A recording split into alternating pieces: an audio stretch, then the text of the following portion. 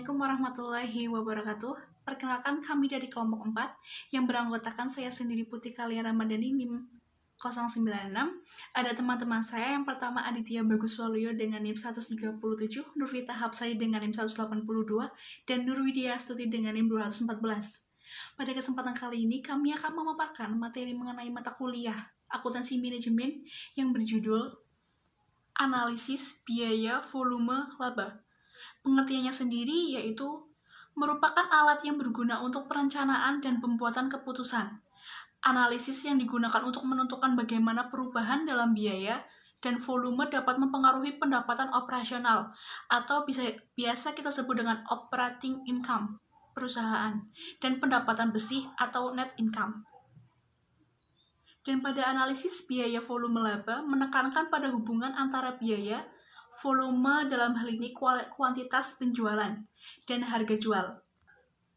Analisis biaya volume laba dapat diterapkan dalam banyak hal, diantaranya yang pertama, ada menentukan harga jual produk atau jasa, yang kedua, memperkenalkan produk atau jasa yang baru, yang ketiga, mengganti peralatan, yang keempat, memutuskan apakah produk atau jasa yang sudah ada seharusnya dibuat di dalam perusahaan atau dibeli dari luar perusahaan, melakukan analisis yang akan dilakukan jika sesuatu dipilih oleh manajemen.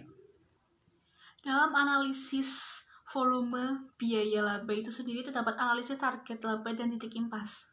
Dalam analisis biaya volume laba dapat dimulai dengan menentukan titik impas. Titik impas atau biasa kita kenal dengan break-even point adalah titik di mana total pendapatan sama dengan total biaya. Titik di mana laba sama dengan 0, keputusan awal perusahaan dalam mengimplementasikan pendekatan unit yang terjual pada analisis biaya volume laba adalah menentukan apa yang dimaksud dengan sebuah unit. Keputusan kedua terpusat pada pemisahan biaya yang menjadi komponen tetap dan komponen variabel. Titik impas ini selanjutnya dapat dihitung dengan menggunakan metode persamaan, metode margin kontribusi, dan metode grafik. Baik dalam hitungan unit penjualan maupun penjualan dalam satuan mata uang tertentu yang digunakan dalam transaksi berbisnis. Selanjutnya, poin A, metode persamaan.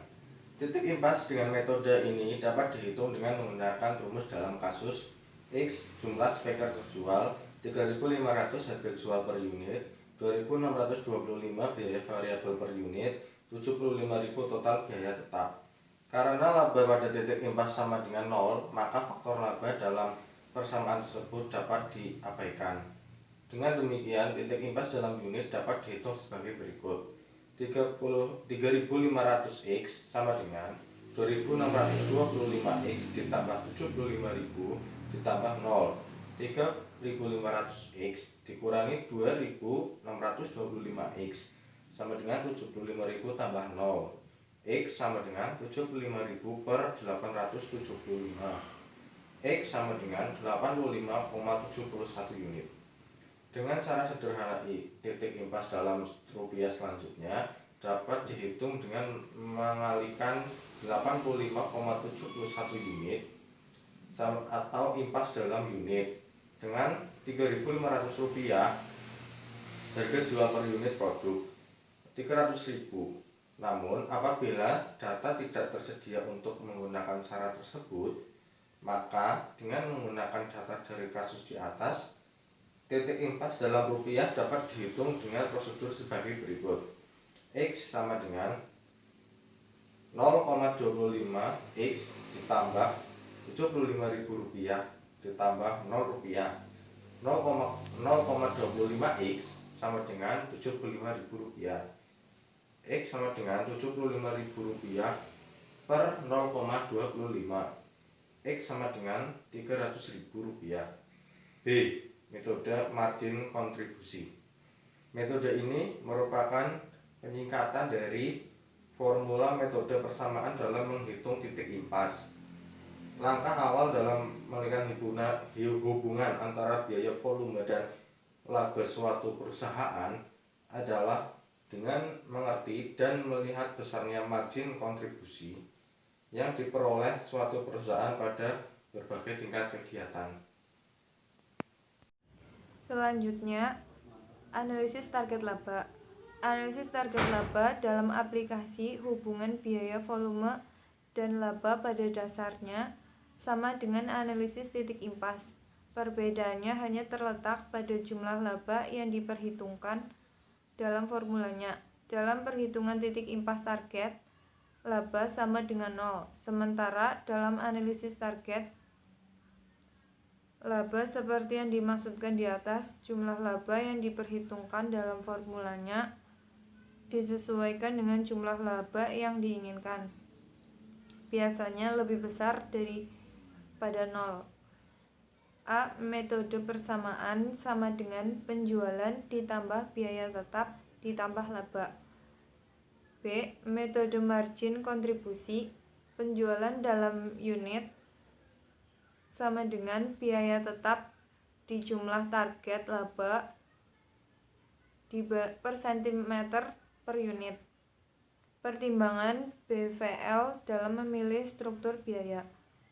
Struktur biaya mengacu pada proporsi biaya tetap dan biaya variabel dalam suatu organisasi. Sebuah perusahaan seringkali memiliki kebebasan untuk melakukan trade-off kedua jenis biaya ini. Sebagai contoh, investasi tetap dalam peralatan otomatis dapat menurunkan biaya tenaga kerja variabel. Dalam bagian ini, kita mendiskusikan beberapa pilihan struktur biaya. Kita memfokuskan pada pengaruh struktur biaya terhadap profitabilitas perusahaan, di mana operating leverage memainkan peranan kunci. Leverage operasi atau operating leverage adalah suatu ukuran tentang sensitivitas laba neto operasi terhadap perubahan persentase dalam nilai penjualan. Leverage operasi bertindak sebagai pengganda atau multiplier. Jika leverage operasi tinggi, maka peningkatan presentasi yang kecil dalam penjualan dapat menghasilkan peningkatan laba neto dalam presentasi yang jauh lebih besar. Tingkat operasi leverage pada berbagai tingkatan penjualan dihitung dengan rumus tingkat leverage operasi sama dengan margin kontribusi atau laba operasi.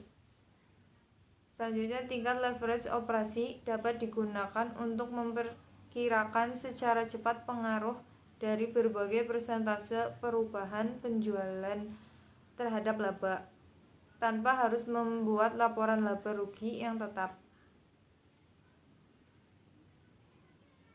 Asumsi-asumsi dalam analisis BVL.